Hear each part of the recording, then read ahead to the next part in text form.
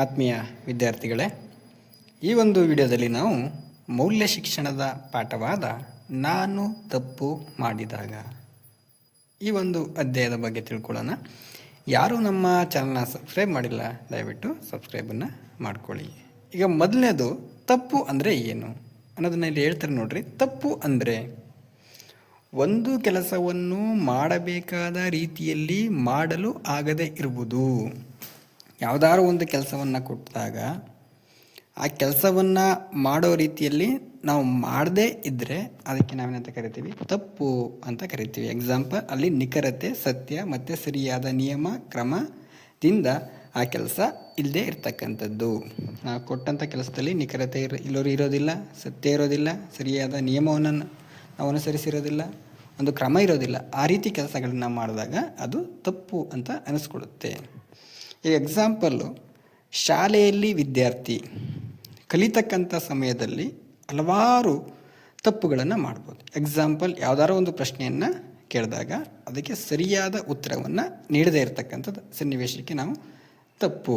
ಅದು ಸಣ್ಣ ತಪ್ಪಾಗಿರ್ಬೋದು ಅಥವಾ ದೊಡ್ಡ ತಪ್ಪಾಗಿರ್ಬೋದು. ಇನ್ನೊಂದಷ್ಟು ಉದಾಹರಣೆಯನ್ನು ಕೊಡೋದಾದರೆ, ಅಕ್ಷರಗಳನ್ನು, ಪದಗಳನ್ನು ತಪ್ಪಾಗಿ ಬರೀತಕ್ಕಂಥದ್ದು.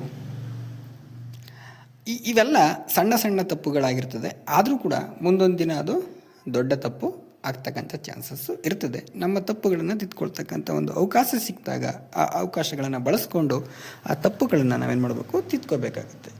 ಈಗ ತಪ್ಪು ಅಂದರೆ ಹಾಗಾದರೆ ಸೋಲ, ವಿಫಲೇತನ ಅಂತಕ್ಕಂಥ ಒಂದು ಕ್ವಶನ್ ಮಾಡಿದ್ರೆ, ತಪ್ಪು ಅಂತಕ್ಕಂಥದ್ದು ಅದು ಸೋಲುವಲ್ಲ, ವಿಫಲತೆಯೂ ಕೂಡ ಅಲ್ಲ. ಅದು ನಮ್ಮನ್ನು ಇನ್ನೊಂದು ಹೊಸ ಕಲಿಕೆಗೆ ಅದು ದಾರಿ ಮಾಡಿಕೊಡ್ತದೆ. ಮತ್ತು ಇನ್ನೊಂದು ಕ್ವಶನ್ ಕೇಳಿದ್ದಾರೆ, ನಮ್ಮ ತಪ್ಪಿನಿಂದ ಯಾರಿಗಾದರೂ ನೋವಾದರೆ ನಾವು ಏನು ಮಾಡಬೇಕು? ನಮ್ಮಿಂದ ಕೆಲವು ಸರಿ ತಪ್ಪಾಗ್ಬಿಡ್ತವೆ, ಅದರಿಂದ ಇತರರಿಗೆ ನೋವಾಗುತ್ತೆ. ಆ ನೋವಾದಂಥ ಸಂದರ್ಭದಲ್ಲಿ ನಾವು ಏನು ಮಾಡಬೇಕು ಅಂತಕ್ಕಂಥದ್ದನ್ನು ಇಲ್ಲಿ ಹೇಳ್ತಾರೆ ನೋಡಿ.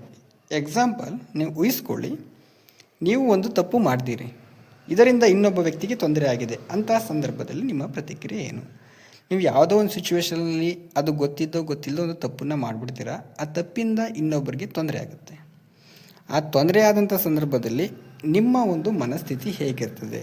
ಇಲ್ಲಿ ಒಂದಷ್ಟು ಆಪ್ಷನ್ಗಳನ್ನು ಕೊಟ್ಟಿದ್ದಾರೆ. ಅದಕ್ಕೆ ನೀವೇನು ಮಾಡಬೇಕು? ಟಿಕ್ಕನ್ನು ಹಾಕಬೇಕು. ನನಗೆ ಹೆದರಿಕೆ ಆಗುತ್ತೆ, ನಾನು ತಪ್ಪು ಮಾಡಿದಾಗ ನನಗೆ ಭಯ ಆಗುತ್ತೆ, ತಪ್ಪು ಮಾಡಿದೆ ಎಂದು ದುಃಖ ಆಗುತ್ತೆ, ನನಗೆ ಪಶ್ಚಾತ್ತಾಪ ಆಗುತ್ತೆ, ಅಯ್ಯೋ ನಾನು ತಪ್ಪು ಮಾಡಿಬಿಟ್ನಲ್ಲ ಅಂತೇಳಿ ಪಶ್ಚಾತ್ತಾಪ ಆಗುತ್ತೆ, ನನಗೆ ಏನೂ ಅನಿಸೋದಿಲ್ಲ, ನನಗೆ ತಲೆನೇ ಕೆಡಿಸ್ಕೊಳ್ಳೋದಿಲ್ಲ, ಏನಾರೂ ಆಗಲಿ ಅಂತ ಅನ್ಕೋತೀನಿ. ಅಥವಾ ನಾನು ತಪ್ಪು ಮಾಡೇ ಇಲ್ಲ ಅಂತ ನಟಿಸ್ತೀನಿ, ವಾದ ಮಾಡ್ತೀನಿ, ನಾನು ತಪ್ಪೇ ಮಾಡಿಲ್ಲ ಅನ್ನೋ ರೀತಿ ನಾನು ವಾದ ಮಾಡ್ತೀನಿ. ಬೇರೆಯವರು ಕೊಟ್ಟ ತಪ್ಪು ಸಲಹೆಯಿಂದ ಹೀಗಾಯಿತು ಎಂದು ಇತರನ್ನು ದೂಷಿಸ್ತೇನೆ. ಈಗ ಯಾರೋ ಒಂದು ಹೇಳಿರ್ತಾರೆ, ಅವರ ಒಂದು ಮಾತು ಕೇಳಿ ನಾನು ಈ ರೀತಿ ತಪ್ಪು ಮಾಡಿಬಿಟ್ಟೆ ಅಂತೇಳಿ ಅವ್ರನ್ನ ನಾನು ಬೈತೀನಿ ಅನ್ನೋ ರೀತಿಗೆ ಬರ್ತದೆ.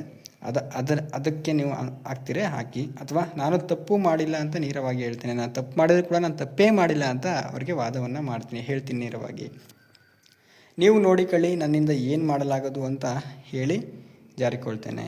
ನನ್ನ ಏನು ಕೂಡ ನೀವು ಮಾಡೋದು ನನ್ನಿಂದ, ನಾನು ಏನು ಕೂಡ ನೀವು ಮಾಡ್ಕೊಳ್ಳೋಕ್ಕಾಗಲ್ಲ ಅಂತೇಳಿ ಆ ಒಂದು ಇದರಿಂದ ನಾನು ತಪ್ಪಿಸ್ಕೋತೀನಿ ಅಂತೇಳಿ ನನ್ನ ತಪ್ಪಿಗೆ ಕ್ಷಮೆ ಕೇಳ್ತೇನೆ ಮತ್ತು ನಾನು ಏನು ಸಹಾಯ ಮಾಡಬಹುದು ಅಂತ ಅವರಲ್ಲಿ ಕೇಳ್ತೇನೆ. ಈಗ ತಪ್ಪಾಗಿದೆ, ಅದರಿಂದ ಅವ್ರಿಗೆ ಹೋಗಿ ನಾನು ಕ್ಷಮೆಯನ್ನು ಕೇಳ್ತೀನಿ, ಜೊತೆಗೆ ನಾನೇನಾದರೂ ಸಹಾಯ ಮಾಡ್ಬೋದಾ ಈ ತಪ್ಪನ್ನ ತಿದ್ಕೊಳ್ಳೋದಕ್ಕೆ ಅಂತ ಹೋಗಿ ಅವರಲ್ಲಿ ಕೇಳ್ತೇನೆ. ಅಥವಾ ನಾನು ತಪ್ಪು ಮಾಡಿದೆ ಅಂತ ಕೇಳ್ತೀನಿ, ಹೌದು ನಾನು ತಪ್ಪು ಮಾಡಿಬಿಟ್ಟೆ ಅಂತೇಳಿ ಒಪ್ಕೋತೀನಿ. ನನ್ನ ಈ ತಪ್ಪಿನಿಂದ ನಾನು ಯಾವ ಪಾಠ ಕಲಿಯಬಹುದು ಎಂದು ಕೇಳ್ತೇನೆ. ಈಗ ಆಲ್ರೆಡಿ ನಾನು ತಪ್ಪು ಮಾಡಿದ್ದೀನಿ, ಇದರಿಂದ ಏನು ಕಲ್ತ್ಕೊಂಡೆ, ಏನು ಕಲ್ತ್ಕೋಬೋದು ಈ ತಪ್ಪಿನಿಂದ ಹೊಸದಾಗಿ ಅಂತಕ್ಕಂಥದ್ದನ್ನು ನಾನು ಕೇಳ್ತೀನಿ ಅಂತಕ್ಕಂಥ ಒಂದು ಇಲ್ಲಿ ಆಯ್ಕೆಗಳಿರ್ತವೆ. ನಿಮ್ಗೆ ಯಾವ ಆಯ್ಕೆಗಳು ಇಷ್ಟ ಆಗ್ತವೆ, ನಿಮ್ಗೆ ಏನು ಅನಿಸುತ್ತೆ ನಿಮ್ಮ ಮನಸ್ಸಲ್ಲಿ, ಇಷ್ಟ ಆಗೋದಲ್ಲ, ನಿಮ್ಮ ಮನಸ್ಸಲ್ಲಿ ಯಾವ ರೀತಿ ಅನಿಸುತ್ತೆ ಅದಕ್ಕೆ ನೀವೇನು ಮಾಡಬೇಕು? ಅಲ್ಲಿ ಗುರುತನ್ನು ಹಾಕಬೇಕು. ನೋಡಿರಿ, ಎಲ್ಲರೂ ಕೆಲವೊಮ್ಮೆ ತಪ್ಪು ಮಾಡ್ತಾರೆ. ಕೆಲವೊಮ್ಮೆ ನಾವು ಮಾಡೋ ತಪ್ಪುಗಳು ದೊಡ್ಡ ಸಮಸ್ಯೆ ತರ್ಬೋದು. ಕೆಲವು ಸಮಯದಲ್ಲಿ ಕೆಲವು ಸಣ್ಣ ತಪ್ಪುಗಳಾಗ್ತಿರ್ತವೆ, ಕೆಲವು ಸಮಯದಲ್ಲಿ ನಾವು ಮಾಡ್ತಕ್ಕಂಥ ತಪ್ಪುಗಳು ದೊಡ್ಡ ಸಮಸ್ಯೆಯನ್ನು ತರ್ತಕ್ಕಂಥ ಸಂದರ್ಭ ಬರ್ತದೆ. ಅಂಥ ಸಂದರ್ಭದಲ್ಲಿ ನಮ್ಮ ಮೇಲೆ ನಮಗೆ ಬೇಸರ ಆಗ್ಬೋದು, ಅಯ್ಯೋ ನಾನು ಈ ಥರ ಮಾಡಿಬಿಟ್ನಲ್ಲ ಅಂತೇಳಿ ನಮ್ಮ ಮೇಲೆ ನಮಗೆ ಬೇಜಾರಾಗ್ತಕ್ಕಂಥ ಸಂತತಿ ಬರ್ಬೋದು. ಆಗ ಮರೆಯದಿರಿ, ನಾವು ಮಾಡಿದ ತಪ್ಪನ್ನು ಸರಿಪಡಿಸಲು ಸಾಧ್ಯವಿಲ್ಲದಿರ್ಬೋದು. ಕೆಲವು ಸರಿ ನಾವು ಏನೋ ತಪ್ಪು ಮಾಡಿರ್ತೀವಿ, ಅದನ್ನು ಮತ್ತೆ ಸರಿ ಮಾಡಿಕೊಳ್ಳೋದಕ್ಕೆ ಅವಕಾಶ ಸಿಗೋದಿಲ್ಲ, ಅದು ಆಗೋದೂ ಇಲ್ಲ. ಆದರೆ ಕ್ಷಮೆ ಕೇಳಿ ಇತರರಿಗೆ ನೋವು ಅಥವಾ ನಷ್ಟವನ್ನು ಸರಿಪಡಿಸಲು ಪ್ರಯತ್ನಿಸಬಹುದು. ಅಥವಾ ನಮ್ಮಿಂದ ಯಾರಿಗಾರು ನೋವಾಗಿತ್ತು, ಬೇಜಾರಾಗಿತ್ತು ಅಂತಕ್ಕಂಥ ಸಂದರ್ಭದಲ್ಲಿ ನಾವೇನು ಮಾಡಬೇಕು? ಅವ್ರಿಗೆ ಹೋಗಿ ಕ್ಷಮೆಯನ್ನು ಕೇಳ್ಬೋದು. ಕ್ಷಮೆಯನ್ನು ಕೇಳೋದು ಮಾತ್ರ ಆ ತಪ್ಪನ್ನು ಸರಿಪಡಿಸ್ತೀವಿ ಅಂತ ಹೇಳೋಕ್ಕಾಗಲ್ಲ. ಬಟ್ ಕ್ಷಮೆ ಕೇಳಿ ಅವ್ರಿಗಾಗಿರ್ತಕ್ಕಂಥ ನೋವನ್ನು ಮತ್ತು ನಷ್ಟವನ್ನು ನಾವು ಸರಿಪಡಿಸಲು ಪ್ರಯತ್ನವನ್ನು ಮಾಡ್ಬೋದು ಅಂತಕ್ಕಂಥದ್ದನ್ನು ಇಲ್ಲಿ ಹೇಳ್ತಿದ್ದಾರೆ. ಅಂದರೆ ನಾವು ತಪ್ಪು ಮಾಡಿದಾಗ ಏನು ಮಾಡಬೇಕು, ನಾವು ತಪ್ಪೋ ಸರಿನೋ ಗೊತ್ತಿಲ್ಲದೋ ಮಾಡಿಬಿಟ್ಟಿರ್ತೀವಿ. ಆಗ ಹೋಗಿ ಆದಷ್ಟು ಹೋಗಿ ಅವ್ರನ್ನ ಕ್ಷಮೆ ಕೇಳಬೇಕು. ಕ್ಷಮೆ ಕೇಳಿ ಏನು ನಿಮಗೆ ಏನು ನೋವಾಗಿದೆ ಅದನ್ನು ಯಾವ ರೀತಿ ನಾವು ಸರಿಪಡಿಸ್ಬೋದಾ, ನನ್ನಿಂದ ಏನಾದ್ರು ಎಲ್ಪ್ ಮಾಡ್ಬೋದಾ ನಿಮಗೆ ಅನ್ನೋ ರೀತಿ ಕೇಳಿ ಅವ್ರಿಗೆ ಮನಸ್ಸಿಗೆ ಒಂದು ಸ್ವಲ್ಪ ನೆಮ್ಮದಿಯನ್ನು ತರ್ತಕ್ಕಂಥ ಕೆಲಸವನ್ನು ನಾವು ಮಾಡ್ಬೋದು. ನೀವೇನಾದರೂ ಹೀಗೆ ಮಾಡಿರಿ. ತಪ್ಪುಗಳು ನಡೆದಾಗ ಈ ರೀತಿ ಮಾಡಬೇಕಾಗತ್ತೆ. ಒಂದು, ನಾವು ಜವಾಬ್ದಾರಿಯಿಂದ ವರ್ತಿಸುತ್ತೇವೆ. ತಪ್ಪು ನಮ್ಮಿಂದ ಆಗಿದರೆ ಹೌದು ಇದು ತಪ್ಪು ನಮ್ಮಿಂದಾಗಿದೆ ಅಂಥೇಳಿ ಅದನ್ನು ಒಪ್ಕೊಂಡು ಆ ತಪ್ಪನ್ನು ಕ್ಲಿಯರ್ ಮಾಡೋದಕ್ಕೆ ಏನೇನು ಕೆಲಸಗಳನ್ನು ಮಾಡಬೇಕು ಆ ಕೆಲಸಗಳನ್ನು ಮಾಡಿದಾಗ ಆ ತಪ್ಪೇನಾಗುತ್ತೆ, ನಮ್ಮಿಂದಾಗಿರ್ತಕ್ಕಂಥ ತಪ್ಪು ಸರಿಯಾಗ್ತಕ್ಕಂಥ ಚಾನ್ಸಸ್ಸು ಇರ್ತದೆ. ನಮ್ಮ ಮೇಲೆ ನಮಗೆ ಗೌರವ ಮೂಡ್ತದೆ. ಒಂದು, ನಾವು ಮಾಡಿರ್ತಕ್ಕಂಥ ತಪ್ಪನ್ನು ನಾವು ಒಪ್ಕೊಂಡಾಗ ನಮಗೆ ಇತರರು ಏನಂದ್ರೂ ಪರವಾಗಿಲ್ಲ, ಆದರೆ ನಮ್ಮ ಮೇಲೆ ನಮಗೆ ಗೌರವ, ನಾವು ಪ್ರಾಮಾಣಿಕವಾಗಿ ಒಪ್ಕೊಂಡಿದ್ದೀವಿ ಅಂತಕ್ಕಂಥ ಗೌರವ ಭಾವನೆ ನಮ್ಮ ಮೇಲೆ ಬರ್ತದೆ. ಜೊತೆಗೆ ಇತರರು ಕೂಡ ನಮಗೆ ಗೌರವವನ್ನು ಕೊಡ್ತಾರೆ. ಹೌದು, ಅವನು ತಪ್ಪು ಮಾಡೋದನ್ನ ಒಪ್ಕೊಂಡ ಮತ್ತು ಅದನ್ನು ಬಗೆಹರಿಸ್ತಾ ಅಂಥೇಳಿ ಇತರರು ಕೂಡ ಏನು ಮಾಡ್ತಾರೆ, ನಮಗೆ ಗೌರವವನ್ನು ಕೊಡ್ತಕ್ಕಂಥ ಒಂದು ಸನ್ನಿವೇಶಗಳು ಕೂಡ ಉಂಟಾಗ್ತದೆ ಅಂತ ಹೇಳ್ಬೋದು. ಇಲ್ಲಿ ನೋಡ್ರಿ, ತಪ್ಪುಗಳು ನಮಗೆ ಕಲಿಯುವ ಮತ್ತು ನಮ್ಮ ವ್ಯಕ್ತಿತ್ವವನ್ನು ರೂಪಿಸಿಕೊಳ್ಳುವ ಅವಕಾಶವನ್ನು ಕೊಡ್ತವೆ. ನಾವೀಗ ಏನೋ ಒಂದು ಪದವನ್ನು ಬರಿತಿರ್ತೀವಿ, ತಪ್ಪಾಗಿ ಬರೀತಿರ್ತೀವಿ, ಅದನ್ನು ಹೊಸ್ದಾಗಿ ನಾವು ತಿಳ್ಕೊಂಡಾಗ ಹೊಸ್ದಾಗಿ ಅದರಿಂದ ಕಲಿಕೆ ಆಗುತ್ತೆ. ಮತ್ತು ತಪ್ಪುಗಳನ್ನು ಮಾಡಿದಂಥ ಸಂದರ್ಭದಲ್ಲಿ ಅಲ್ಲೇನಾಗುತ್ತೆ, ಮತ್ತೆ ಆ ತಪ್ಪನ್ನು ತಿದ್ಕೊಂಡು ಹೊಸ ರೀತಿಯಾಗಿ ನಾವು ಮನುಷ್ಯರಾಗಿ ರೂಪುಗೊಳ್ತಕ್ಕಂಥ ಒಂದು ಅವಕಾಶವನ್ನು ನಾವು ಇದರಿಂದ ಪಡ್ಕೋಬೋದು ಅಂತ ಹೇಳ್ಬೋದಾಗಿರ್ತದೆ. ಇಲ್ಲಿ ಕೊಟ್ಟಿದ್ದಾರೆ ನೋಡಿ, ಆಲೋಚಿಸಿ ಮತ್ತು ಮಾಡಿ.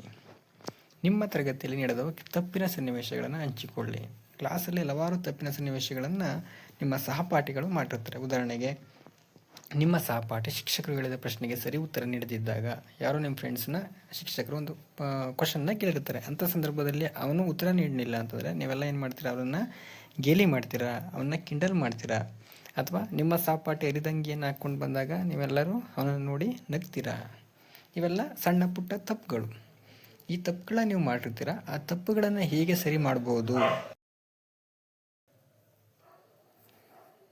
ಆ ರೀತಿ ಸನ್ನಿವೇಶಗಳು ಬಂದಂಥ ಸಂದರ್ಭದಲ್ಲಿ ನೀವು ಯಾವ ರೀತಿ ಅವರಿಗೆ ಸಹಾಯವನ್ನು ಮಾಡ್ತೀರಾ, ನಗ್ತೀರಾ ಅಥವಾ ಅವನ ತಪ್ಪು ಆಗಿರೋದನ್ನ ಸರಿ ಮಾಡಿ ಅವನಿಗೆ ಕಲಿಸ್ಕೊಡ್ತೀರಾ ಅಂತಕ್ಕಂಥದ್ದನ್ನು ನೀವು ಅಲ್ಲಿ ಯೋಚನೆಯನ್ನು ಮಾಡಬೇಕಾಗುತ್ತೆ. ಇಷ್ಟು ವಿಚಾರಗಳನ್ನು ಹೇಳ್ತಾ ಈ ವಿಡಿಯೋವನ್ನು ಇಲ್ಲಿಗೆ ಮುಗಿಸ್ತಾ ಇದ್ದೀನಿ. ಧನ್ಯವಾದಗಳು.